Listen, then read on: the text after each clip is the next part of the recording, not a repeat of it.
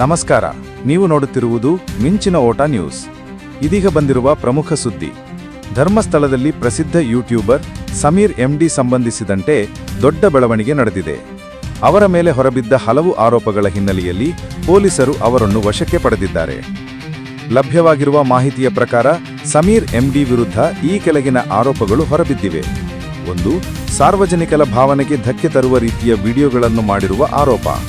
2. ಕೆಲವು ವ್ಯಕ್ತಿಗಳ ವಿರುದ್ಧ ಅವಹೇಳನಕಾರಿ ಹೇಳಿಕೆಗಳನ್ನು ನೀಡಿರುವ ಆರೋಪ. 3.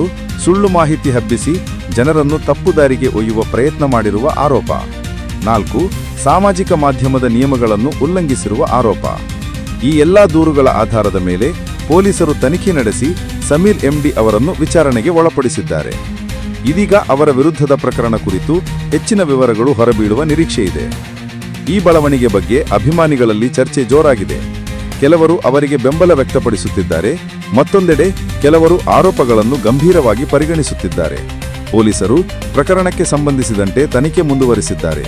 ಸಂಪೂರ್ಣ ಸತ್ಯಾಂಶ ಹೊರಬರುವವರೆಗೂ ಎಲ್ಲರೂ ಶಾಂತಿ ಕಾಪಾಡಿಕೊಳ್ಳುವಂತೆ ಮನವಿ ಮಾಡಲಾಗಿದೆ. ಇಷ್ಟೇ ಇತ್ತೀಚೆಗೆ ಬಂದಿರುವ ಬ್ರೇಕಿಂಗ್ ನ್ಯೂಸ್.